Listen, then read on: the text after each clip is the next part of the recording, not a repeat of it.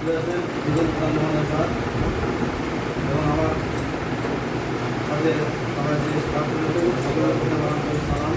আসসালামু আলাইকুম। আজকের মিটিংয়ে অনেক কথা বলে গেল।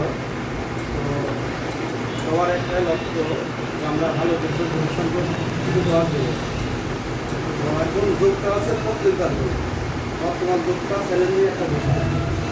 ক্যারিট প্রোগ্রাম প্রত্যেকটা এনজিও আমাদের মতো দৌড়াচ্ছে এবং প্রত্যেকজনই যে যখন পরিশ্রম করতেছে, যে কাজের প্রতি উদ্যোগদের দেওয়া সিদ্ধান্ত মানতেছে, সে সকল কর্মীরা এগিয়ে যাচ্ছে।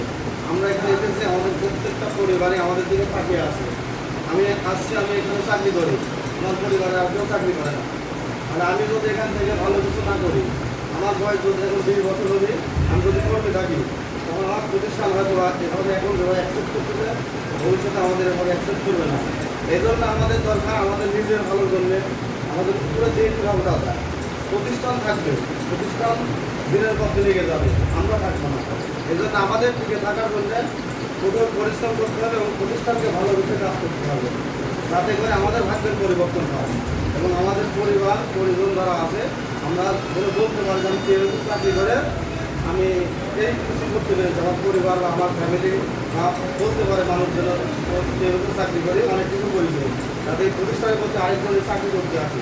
আমরা তো সারা জীবন থাকবো না। সবাই একটাই কথা, প্রতিষ্ঠানের প্রতি আন্তরিক এবং কঠোর পরিশ্রম করেন, তাহলে অবশ্যই সফলতা আসবে। একদিন না লাগে 1 বছরের 2 বছর পর হলেও সফলতা নিশ্চিত হবে।